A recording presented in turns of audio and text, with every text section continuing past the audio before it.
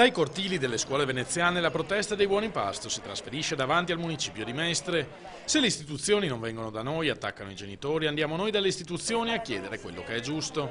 Attualmente paghiamo un pasto per un bambino della primaria, si parla di un bambino dai 6 ai 10 anni, 4,25 €, mentre come prevedeva la vecchia delibera comunale, il quanto giusto pagare era il 60%, 3,85 €.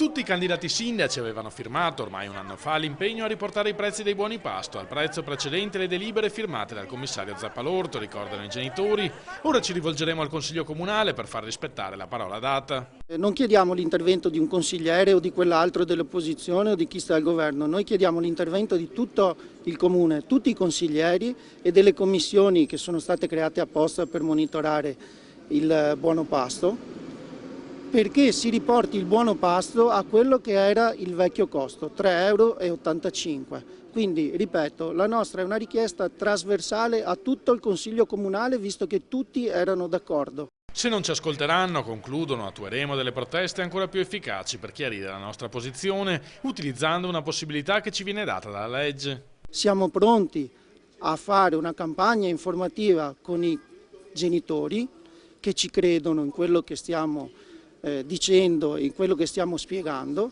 per non far iscrivere i bambini al servizio mensa il prossimo anno scolastico.